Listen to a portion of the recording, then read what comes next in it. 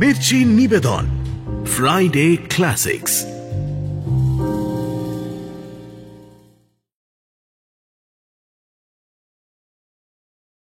পিপলু, কে তোর সঙ্গে মিশবি না, ও খারাপ ছেলে। তুই একা একা আসবি, বুঝেছিস? বাপি কিন্তু মাঝ ক্রস করে ফেলেছে প্রায়। হ্যাঁ, তুই একটু সাহস করে এগো, না হলে ওই গোল দিয়ে দেবে। শেষ মিনিট পর্যন্ত ধরে রাখবি খেলা। একটা গোল যদি করতে পারিস, খেলা একদম ঘুরে যাবে। সতীশ স্মৃতি চ্যালেঞ্জ শিল্ডের ফাইনাল শুরু হচ্ছে। মাঠ কানায় কানায় পূর্ণ, দর্শকের মধ্যে উৎসাহ উত্তেজনা। বলতে বলতে রেফারির বাঁশি, ওই শুরু হয়ে গেল ফাইনাল। সোনাদিদি যেন আমাকে দেখতে না পায়, সোনাদিদি যেন আমাকে দেখতে না পায়। পিপলু পালা, পালা পিপলু, পালা পিপলু, এইখান থেকে পালা।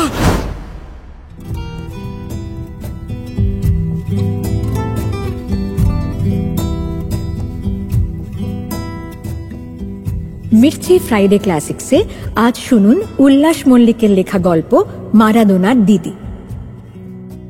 উল্লাস মল্লিকের জন্ম 1971 সালে হাওড়া জেলায় গাছগাছালি দিঘি ঘেরা এক শান্ত গ্রামে। একটু বড় হয়ে সপরিবারে তিনি চলে আসেন হাওড়া জেলারই আর এক চমৎকার গ্রাম কেশবপুরে। বাবা ছিলেন সেখানকার বিশিষ্ট শিক্ষক। উল্লাস মল্লিক স্নাতক হওয়ার পর শিক্ষকতা দিয়ে কর্মজীবন শুরু করেন। চাকরি ছেড়েছেন, পেশা বদলেছেন। 2000 সালে লেখালেখি শুরু। বিভিন্ন বছরে দেশ হাসির গল্প প্রতিযোগিতায় বিজয়ী। 1 ডজন উপন্যাস, 150-র বেশি গল্প আর রম্যরচনা লিখেছেন। শুরু হচ্ছে উল্লাস মল্লিকের লেখা মারাদোনার দিদি।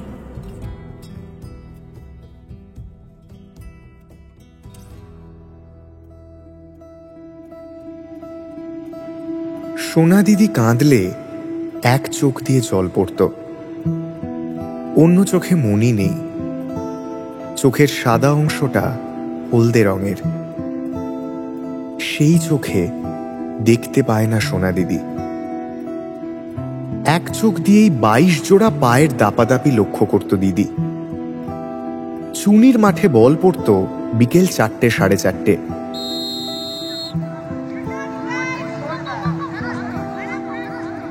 তখন চৌকাঠে বসে আসন বুনত সোনা দিদি। আসন বুনতে বুনতে খেলা দেখত। সোনা দিদি শাঁখ বাজালে ওরা বুঝতে পারত এবার বল তুলতে হবে। সন্ধে নেমেছে। স্কোর হয়তো তখন 4-5। খেলা শেষ করে পিপলু, কেতো, সুধীর, রঞ্জন সবাই গোল হয়ে বসত। যে যার জার্সি খুলে গায়ে হাওয়া করত। ঠিক এই সময় ট্যারা কেতো রাজ্যের গল্প শুরু করত।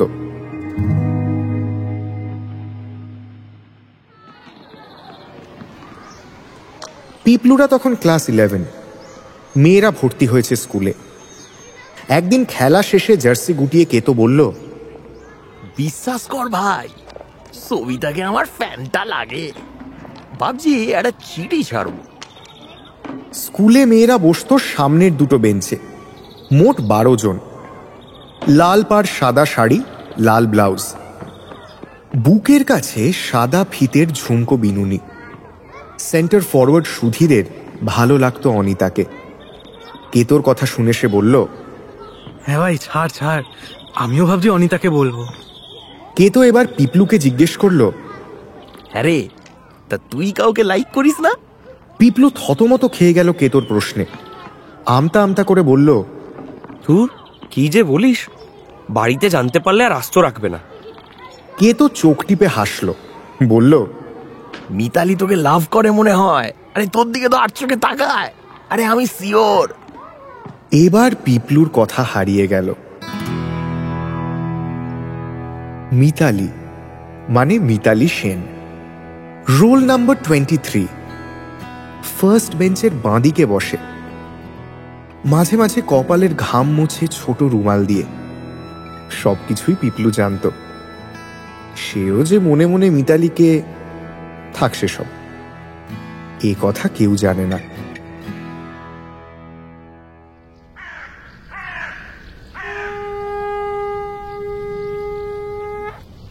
সন্ধ্যা প্রদীপ জ্বালিয়ে রকের একপাশে কাঠের উনুনে রুটি করছিল সোনা দিদি।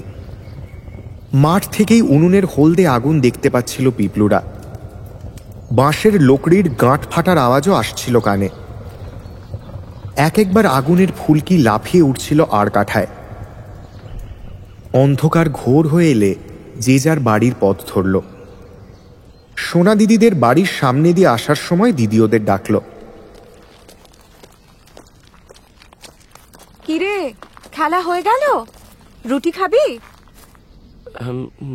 মানে দেরি হয়ে যাবে যে। আরে আয় না, দেরি হবে না। কথাটা বলেই রকে গুছিয়ে বসল কেতো। সোনা দিদি পেতলের থালায় রুটি তরকারি বেড়ে দিল।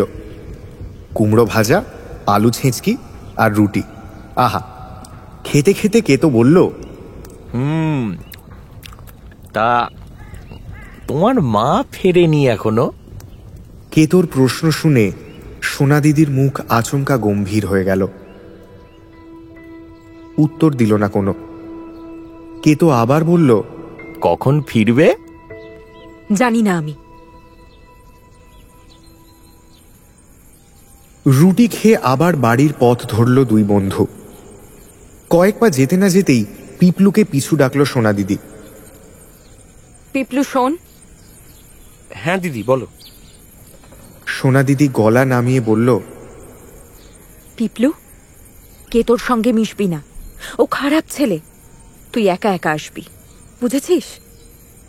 পিপলু ঘাড় নেড়ে বলল, আচ্ছা দিদি। দিদি ফিরে যাওয়ার পর কেতো জিজ্ঞেস করল, ওই কি বললো রে সোনা তোকে? কই কিছু না তো। সাবধান পিপলু, ওই সোনার সঙ্গে বেশি মিশবি না। ওর মা কাজে যায় না হাতি। এই সেজে গুজে হাওড়া স্টেশনে গিয়ে দাঁড়ায়। রবি দেখেছে, কমলদা দেখেছে, আরে আরো অনেকে দেখেছে তো। তোকে বলেছে? তা নয় তো কি? আমি মিথ্যে বলছি? হ্যাঁ, আমি মিথ্যে বলছি? আরে তুইও তো জানিস, সেজে গুজে যারা হাওড়া স্টেশনে গিয়ে দাঁড়ায় তারা সব কটা খারাপ মেয়ে। হ্যাঁ, কিন্তু ওপাড়ার মিনতি দি, শ্যামা দি, ওরাও তো রোজ সেজে গুজে বাজারে যায়। আরে বাজার আর হাওড়া স্টেশন এক হলো? হ্যাঁ, ওরা তো সবাই ভালো মেয়ে, কিন্তু সোনার মা সুবিধের নয়, জেনে রাখিস। কিন্তু সোনাদি তো খারাপ নয়। আরে ধুতুরো গাছে কি জবা ফুল ফোটে? তোর ভালোর জন্যই বলছি, না হলে ফেঁসে যাবি কিন্তু একদম। কেতোর মুখে মিতালির কথা শোনার পর প্রায় স্কুলে গিয়ে আড়ালে আবডালে মিতালিকে দেখত পিপলু। ইদানিং হালদার বাড়ির বাপি ভালোই ভাব জমিয়েছে মিতালির সঙ্গে। ওদের মোটর সাইকেল আছে, হিরো হন্ডা স্প্লেন্ডার।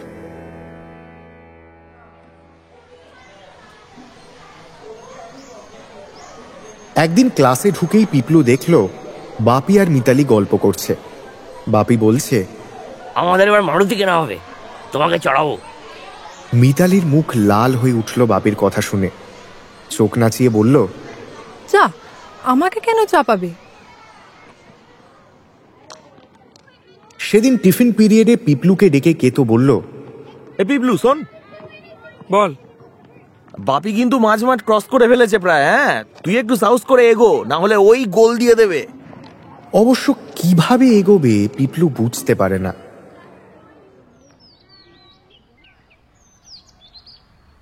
কেতোকে পাশ কাটিয়ে সে সোনা দিদির বাড়ি চলে গেল। দিদির মা তখন গজরাতে গজরাতে কাজে বেরোচ্ছে। সিল্কের শাড়ি, ভ্যানিটি ব্যাগ কাঁধে, তেমন কিছু সাজগোজ উনি করেননি। পিপলু বুঝল মা মেয়ের ঝগড়ার মাঝে এসে পড়েছে সে। বোকার মতো দাঁড়িয়ে পড়ল উঠোনে।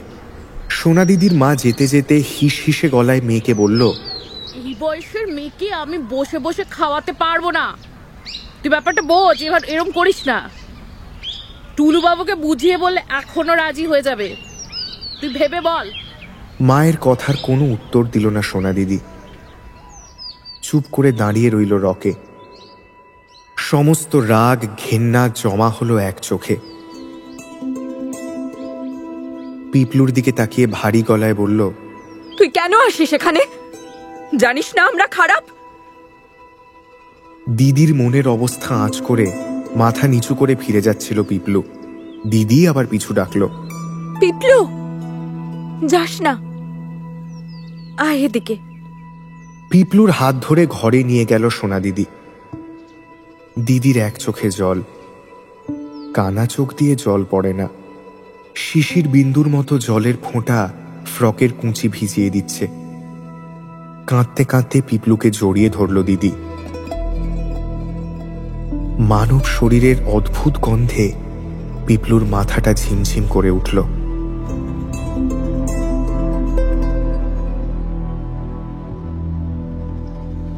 সোনা দিদি বলল, আমার সঙ্গে ভাত খাবি? হ্যাঁ।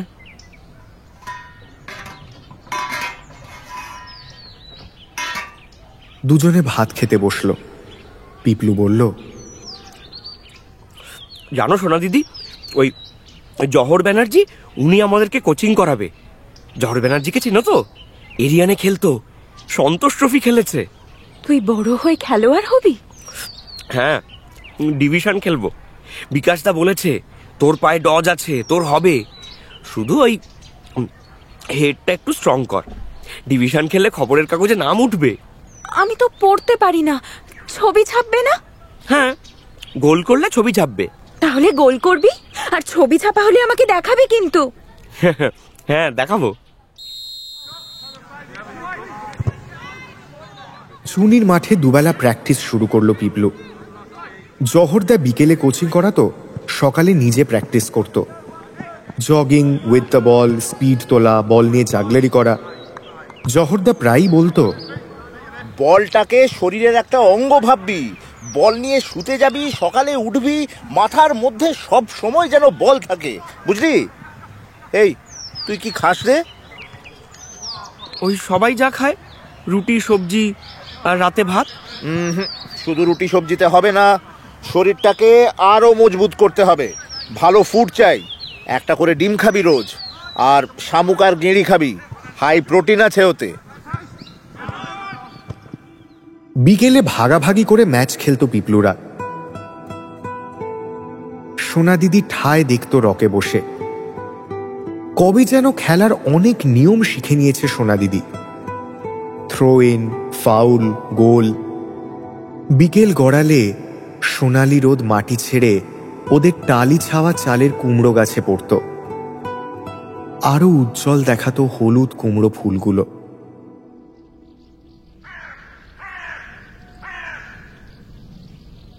সেদিন খেলা শেষে সোনা দিদির ঘরে গেল পিপলু।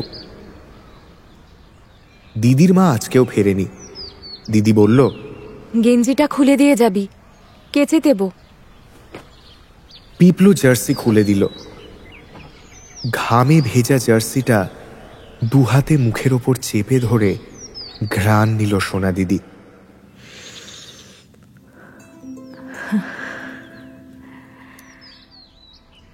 তুই আজকে 3টে গোল করেছিস। 3টে নয়, 2টো। আমি যে গুনলাম 3টে।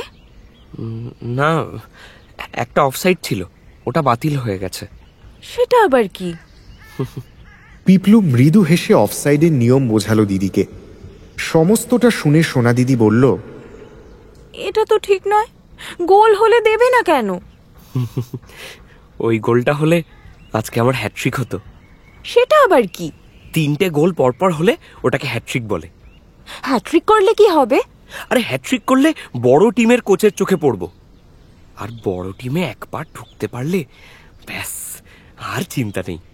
কি হবে তখন? আরে অনেক টাকা পাবো, কাগজে বড় করে আমার ছবি ছাপা হবে। টাকা নিয়ে কি করবি? ওই একটা মোটরসাইকেল কিনবো, তোমাকে চড়াবো একদিন। উজ্জ্বল হয়ে উঠল সোনা দিদির মুখ। তারপর আবার আচমকাই কেমন মলিন হয়ে গেল। নরম কণ্ঠে দিদি জিজ্ঞেস করল, তোর মা বকবে না? সোনা দিদির এক চোখের কোণ ভিজে উঠল। পিপলু জার্সিটা সোনা দিদির চোখে চেপে ধরল। ঘামে ভেজা জার্সি দিদির চোখের জল শুষে নিল। পিপলু জিজ্ঞেস করল, তোমার খুব দুঃখ তাই না সোনাদি? তুই রোজ হ্যাট্রিক করবি, আমার দুঃখ থাকবে না তাহলে? সতীশ স্মৃতি চ্যালেঞ্জ শিল্ডে প্রতি বছর ফার্স্ট রাউন্ডে হেরে যেত পিপলুদের টিম। জহরদার কোচিংয়ে সেবার ওরা ফাইনালে উঠল। টুর্নামেন্টে পিপলুর দুটো হ্যাট্রিক, মোট 11 গোল।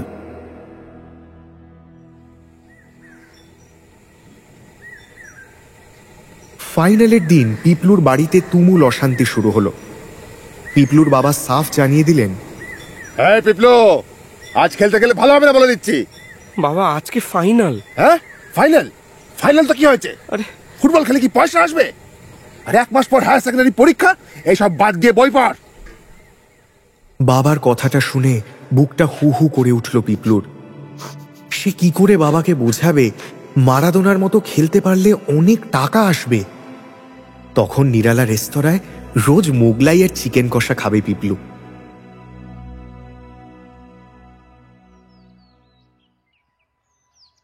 কয়েক মাস আগে সোনা দিদি একবার পিপলুকে জিজ্ঞেস করেছিল, হ্যাঁ রে পিপলু, সব চাইতে কে ভালো খেলে রে? মারাদোনা। তুই মারাদোনার মতো খেলতে পারবি না? যা, তা কখনো হয়? জানো, মারাদোনা ইংল্যান্ডের সঙ্গে একটা খেলায় একবার 6 জনকে কাটিয়ে একটা গোল করেছিল। তুই তো অনেক জনকে কাটাতে পারিস। জানো, মারাদোনা যে কোনো জায়গা থেকে একটা পুরো মাঠ দেখতে পেত। যে কোনো জায়গা থেকে 22 জন প্লেয়ারের পজিশন বুঝে নিতে পারত।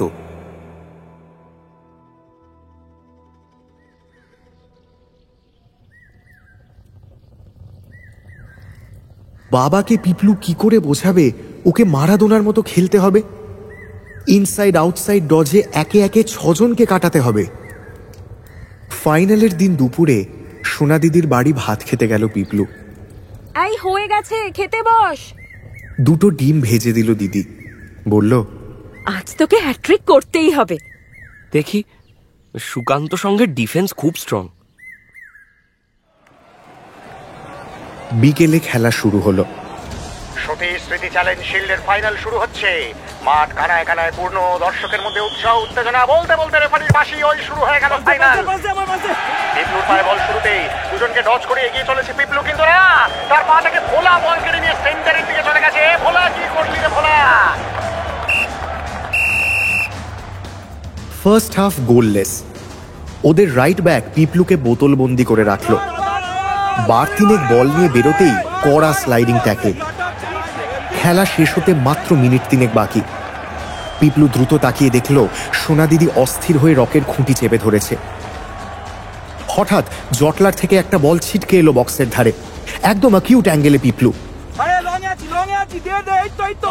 পিপলুর পায়ে থ্রু এসে গেছে। উড়ন্ত বাজ পাখির মতো বল নিয়ে ছুটে চলেছে পিপলু। ছোটনকে ডজ করলো অমল। এবার অমলের পাশ দিয়ে বল ড্রিবল করে এগিয়ে চলেছে পিপলু। পেনাল্টি বক্সের মধ্যে ঢুকে গেছে, শট মেরেছে পিপলু। গোল! এই গোল যে কি গোল! এই গন্ডগোল, এটার গোল! এই গোল না দেখলে বিশ্বাস করা যায় না। গোলকিপার হতভম্ব, সঙ্গে আমরা। ওরে একটু জল দিয়ে গলা শুকিয়ে গেছে।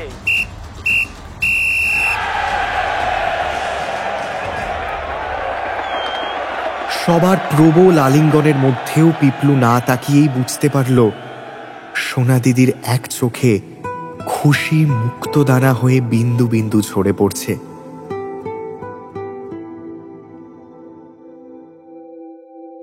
হায়ার সেকেন্ডারিতে কান ঘেঁষে বেরিয়ে গেল পিপলু, মেরে কেটে 3rd ডিভিশন।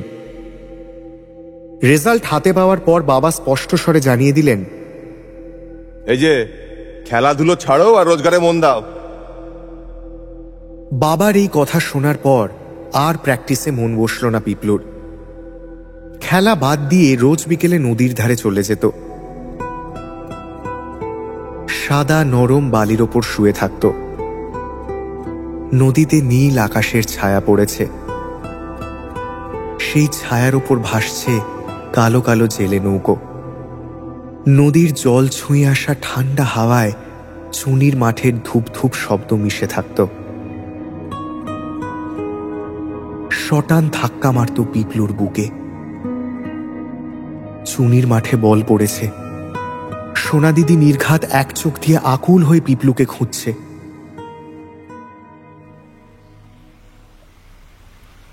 একদিন নদীর ধারে কেতোর সঙ্গে দেখা হলো পিপলুর। কেতো খেলা টেলা ছেড়ে এখন সাট্টা চালায়। ছোপ পড়া হলুদ দাঁত বের করে বলল, কিরে পিবলু, খেলতে গেলি না? না, শরীর ভালো নেই রে। আরে তা তোর সোনা দিদির খবর কি? বলছি আমাকে একটু সেটিং করে দে না। উফ! কেতোর কথা শুনে পিপলুর ইচ্ছে হলো ওর মুন্ডুতে সজোরে একটা কিক মেরে নদীর ওপারে পাঠিয়ে দেবে। সাহস কি করে হয় কেতোর, কিন্তু মুখে বলল, এইসব বলিস না ভাই। ও বাবা! কেতো একটা অশ্লীল শব্দ করে হাসতে হাসতে চলে গেল। নদীর ধার ছেড়ে সন্ধেবেলা সোনা দিদির বাড়ি গেল পিপলু। সোনা দিদি বলল, কি রে, তুই আর খেলতে আসছিস না? খেলা ছেড়ে দিতে হবে, বাড়িতে বলেছে রোজগারের রাস্তা দেখতে। তুই যে বললি বড় দলে খেললে অনেক টাকা, তুই বড় দলে খেল না। কিন্তু বড় টিমে চান্স পাওয়া কি সোজা কথা? আর কোনো কথা বলল না সোনা দিদি। পিপলুও চুপ করে রইল। খানিক বাদে সোনা দিদিকে অন্ধকারে একলা ফেলে রেখে রাস্তায় বেরিয়ে এলো পিপলু। ডালপালা শুকিয়ে যাওয়া গাছের মতো দাঁড়িয়ে রইল সোনা দিদি।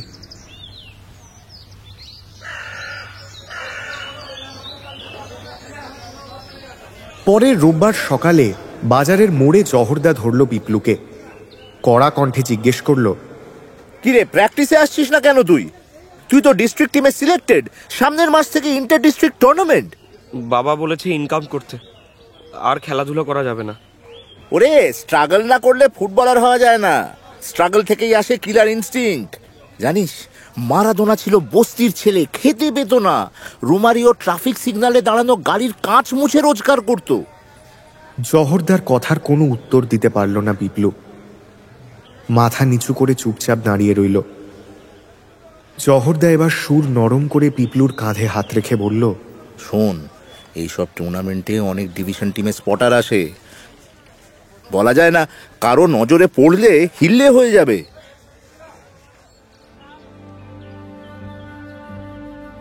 পরদিন থেকে আবার প্র্যাকটিস শুরু করলো পিপলু। সোনা দিদির এক চোখে খুশি উপচে পড়ল। দিদির সন্ধেবেলা পিপলুর জন্য রুটি করে রাখত, সঙ্গে গেঁড়ি আর শামুকের তরকারি। পিপলুর কাছেই জেনেছিল দিদি গেঁড়ি শামুক খেলে গায়ে রক্ত হয়।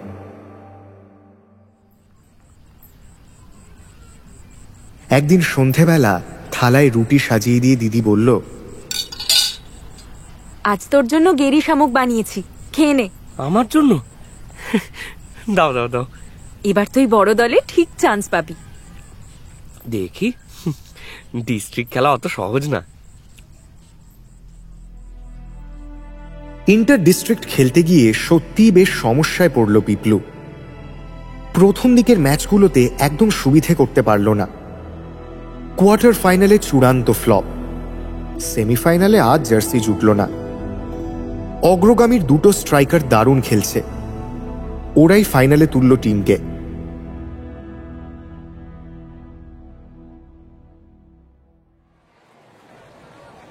হুগলির সঙ্গে ফাইনাল। হুগলি টিমের ছিপছিপে 10 নম্বর স্ট্রাইকার 3 আর 12 মিনিটের মাথায় দুটো গোল করল। ফার্স্ট হাফ পর্যন্ত পিপলুরা 2-0 পিছিয়ে। রিজার্ভ বেঞ্চে বসে খেলা দেখছিল পিপলু। হঠাৎ ওদের একটা স্ট্রাইকারের হ্যামস্ট্রিং পুল হলো। বদলি হিসেবে মাঠে নামলো পিপলু। সাইড বেঞ্চে সেদিন জহরদাও ছিল। মাঠে নামার আগে পিপলুর কাছে এসে বলল, ভয় পাবি না একদম, তুই পারবি, দুটো তো মোটে গোল। আরে, হুগলি তো শুরু থেকেই খুব স্পিডে খেলছে দাদা। শোন, একটা কথা মনে রাখবি, যে টিম যত বেশি স্পিডে খেলে সে টিম তত তাড়াতাড়ি ক্লান্ত হয়। তোদের বয়সী তো ছেলে পেলে সব, কতক্ষণ আর এনার্জি থাকবে? জহরদার কথায় খানিক ভরসা পেল পিপলু। জহরদা পিপলুর পিঠে একটা চাপড় মেরে বলল, শেষ মিনিট পর্যন্ত ধরে রাখবি খেলা। একটা গোল যদি করতে পারিস, খেলা একদম ঘুরে যাবে। বদলি নামা প্লেয়ার গোল করছে, এটা বিশাল বড় সাইকোলজিক্যাল অ্যাডভান্টেজ রে। সে যাকে এত সব তোকে এখন বুঝতে হবে না, যা যা যা, নেমে পড় নেমে পড়। জহরদা ভরসা দিলেও মাঠে নেমে প্রথম 5 মিনিট বলই ছুঁতে পারল না পিপলু। খেলার বয়স তখন 70 মিনিট। হুগলির বক্সের মাথায় রাইট উইং থেকে একটা ক্রস ভেসে এলো। প্রাণপণে লাফিয়ে স্নেক বাইট হেড করলো পিপলু।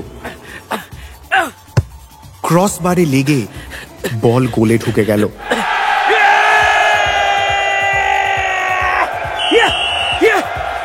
চিৎকারে ফেটে পড়ল দর্শকরা। জহরদার কথাগুলো আবার মনে পড়ল পিপলুর। একটা গোল পিপলু, একটা গোল, খেলা ঘুরে যাবে। সেকেন্ড গোলটা যে কি করে হলো তা পিপলু নিজেও ঠিক করে বলতে পারবে না। সেন্টারের কাছে বলটা ধরেছিল পিপলু। মাঠ পুরোপুরি পিপলুদের দখলে। 30 মিনিটও হয়নি মাঠে নেমেছে সে। বল পায় ফুল ফোর্সে দৌড় দিল পিপলু। পেনাল্টি বক্সের ভিতরে ঢোকার পরও দেখলো হুগলির গোলকিপার সমেত 6 জন প্লেয়ার পেছনে পড়ে গেছে।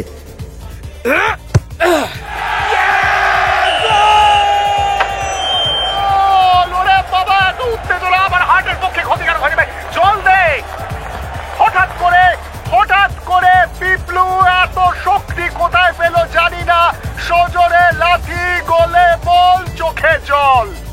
গোলটা করে এবার সাইড বেঞ্চের দিকে দৌড়ে গেল পিপলু। জহরদা লাইনের ধারেই দাঁড়িয়েছিল। পিপলু সোজা গিয়ে ওকে জড়িয়ে ধরল। জহরদা বলল, বলেছিলাম তুই পারবি। ওরা ভেঙে গেছে পুরোপুরি, চেহারাগুলো দেখ, একদম কন্ট্রোল ছাড়িস না কিন্তু। আর তো মোটে 10 মিনিট। 10 মিনিটে 600 সেকেন্ড হয় পিপলু। অন্তত 20 বার মাঝমাঠ থেকে গোল পর্যন্ত বল নিয়ে দৌড়ে যাওয়া যায় এই সময়। পারবি তুই, পারবি তুই পারবি। 20 বার দৌড়ে একটা গোল, বল পারবি না বল। আবার খেলা শুরু হলো। শেষ মিনিট পর্যন্ত খেলার স্কোর 2-2। 10 মিনিটের ব্যবধানে 2টো গোল খেয়ে হুগলি তখন ধুঁকছে। মাঝমাঠ পুরোপুরি পিপলুদের দখলে। পিপলু দেখল একটা লং শটের বল হুগলির বক্সের মাথার উপর থেকে নামছে। বলের দখল নিতে দুদিক থেকে ছুটে আসছে দুজন। হঠাৎ করে বলটাকে মনে হলো কে তোর মাথা। ওর বিচ্ছিরি অশ্লীল হাসিটা মনে পড়ল পিপলুর। সমস্ত রাগ শক্তি এক করে কে তোর মাথায় সজোরে লাথিটা মারল সে।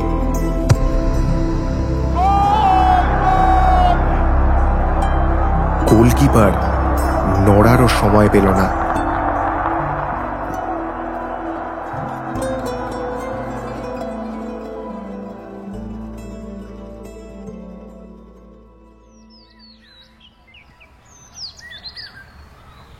পরদিন সকালে 2টো খবর পেল পিপলু। দৈনিক সমাচারের খেলার পাতায় ওর নাম বেরিয়েছে, আর ফার্স্ট ডিভিশন ক্লাব ভ্রাতৃসংঘের কোচ ওকে ডেকে পাঠিয়েছে। কাগজটা নিয়ে সোজা দৌড় দিল সোনা দিদির বাড়ি। ঢোকার সময় পিপলু দেখল কে তো বেরিয়ে আসছে। তাকে দেখে মুচকি হাসল। পিপলু সোনা দিদিকে জিজ্ঞেস করল, এ তো এসেছিল কেন? খারাপ কিছু বলছিল? আমাকে বলো, মুখ ভেঙে দেবো ব্যাটার। সোনা দিদি কেমন যেন থতমত খেয়ে গেল। বলল, ও কিছু নয়, তোকে কিছু করতে হবে না। 6 লাইনের খবরটার ওপর বারবার হাত বোলালো সোনা দিদি। ঘ্রাণ নিল।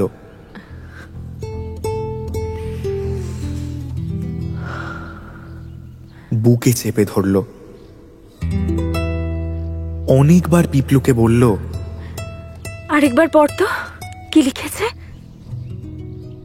পিপলু আবার পড়ল।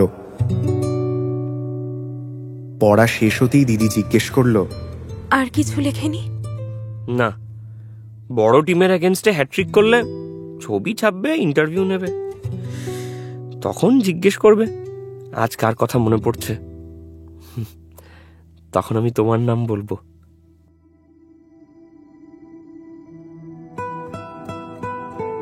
কয়েকদিনের মধ্যে ব্যাগপত্র গুছিয়ে সোজা কলকাতায় চলে এলো পিপলু। জহরদা কলকাতায় ওর বন্ধুর প্রেসে একটা কাজ দেখে দিল। সকাল থেকে 3টে পর্যন্ত কাজ, দুপুরে পাইস হোটেলে খাওয়া, তারপর বিকেলে ময়দানে প্র্যাকটিস, রাতে প্রেসেই ঘুম। রাতে শুয়ে শুয়ে সোনা দিদিকে চিঠি লেখে পিপলু। সোনা দিদি পড়তে জানতো না, তবুও চিঠি লিখতে বলেছিল, সপ্তাহে একটা করে। মাসের শেষে যখন বাড়ি যেত পিপলু, সোনা দিদির কাছে গিয়ে চিঠিগুলো পড়ে দিতে হতো। সোনা দিদি জিজ্ঞেস করত, আর হ্যাট্রিক করিসনি? কাগজে নাম ছাপেনি? দাঁড়াও, ফার্স্ট 11-এ জায়গা পাকা হোক। সবে তো 2টো ম্যাচে নামিয়েছে, তাও সেকেন্ড হাফে।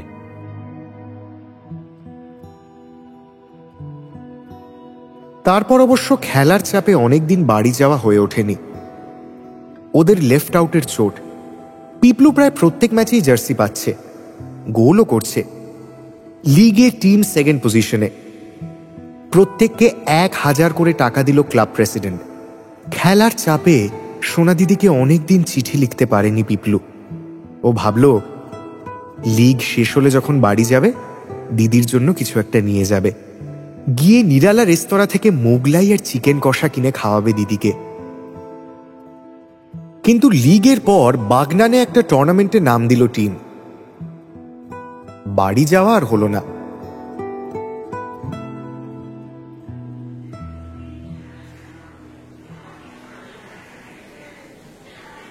ফাইনালের দিন সদল বলে হাওড়া স্টেশনে গেল পিপলুরা। কাঁধে কিট ব্যাগ নিয়ে হাঁটছে সবাই। রাইট ব্যাক রবিনের সঙ্গে টুকটাক গল্প করতে করতে এগোচ্ছে পিপলু।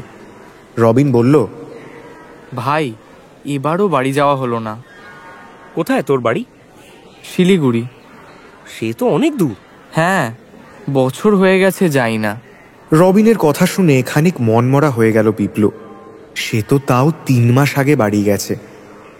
আরও ঠিক পাশেই বল নিয়ে দৌড়নো ছেলেটা 1 বছরের ওপর বাড়ি ছাড়া। হঠাৎ সামনের দিকে তাকাতেই অবশ হয়ে গেল পিপলুর পাগুলো। সোনা দিদি সঙ্গে সঙ্গে কে তো? দুজনে গা ঘেঁষাঘেঁষি করে এগিয়ে আসছে। বেশ সাজগোজ করেছে। সোনা দিদি শক্ত করে ধরে আছে কেতোর হাত। পিপলু নির্ভুল দেখতে পেল খুশি উপচে পড়ছে এক চোখে। অত ভিড়ের মাঝেও ওর কানে স্পষ্ট ভেসে এলো সোনা দিদির হাসি। দিদি হাসতে হাসতে কেতোকে বলছে, আরে কি করছিস এসব ভরা স্টেশনে? কেন সোনা আমার? আমি তো শুধু কোমরে হাত দিয়েছি। আমরা কোথায় যাচ্ছি এখন? চল আমার সঙ্গে, চল চল চল। গেলি তো দেখতে পাবি, সেখানে তো এত লোকজন নেই আশেপাশে। সোনা দিদি আর কেতোর কথা শুনে পিপলুর সারা শরীর কেঁপে উঠল। তার দম বন্ধ হয়ে আসতে লাগলো। জোরে জোরে শ্বাস পড়তে লাগলো। সে বিড়বিড় করে বলে উঠল, সোনা দিদি, সোনা দিদি আর ওই কেতো। সোনা দিদি কি তাহলে? সিগন্যাল খুলে গেছে। শব্দ করে বেজে উঠল হুইসেল। ভগবান, ভগবান, ওরা যেন আমাকে দেখতে না পায়। সোনা দিদি যেন আমাকে দেখতে না পায়। সোনা দিদি যেন আমাকে দেখতে না পায়। পিপলু পালা, পালা পিপলু, পালা পিপলু, এইখান থেকে পালা, পালা। পিপলুকে ওই ট্রেনে উঠতে হবে, অথচ সামনে একে অপরের গায়ে ঢলাঢলি করে এগিয়ে আসছে সোনা দিদি আর কেতো। পিপলু এবার ওর যাবতীয় স্কিল, গতি পাথরের মতো ভারী দুপায়ে জড়ো করে দৌড় দিল। ভিড় কাটিয়ে ইনসাইড আউটসাইড ডজ। সামনে অসংখ্য মানুষ, রাফ টাফ ডিফেন্ডার। পিপলু মারাদোনার মতো সবার অবস্থান বুঝতে পারে না। তবু মনে মনে সে চাইছে আজ আজ মারাদোনা ভর করুক ওর পায়। সামনে এগিয়ে আসছে সোনা দিদি। সেই সোনা দিদিকেই অমোঘ ড্রিবলটা করে বেরিয়ে যেতে হবে ওকে। বেরোতেই হবে।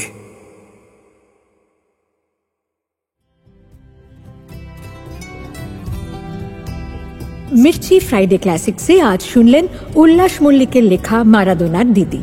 গল্প পাঠে অগ্নি, পিপলু ঋতব্রত মুখার্জি, সোনা দিদি সুনয়না। অন্যান্য চরিত্রে মির্চি টিম। ধ্বনি পরিকল্পনা ও আবহ সঙ্গীত অভিজ্ঞান আচার্য। প্রচার অলঙ্করণ জয়েন দ্য ডট। শব্দগ্রহণ ও পরিচালনায় অরুণিমা দে। সমগ্র পরিকল্পনায় ইন্দ্রাণী।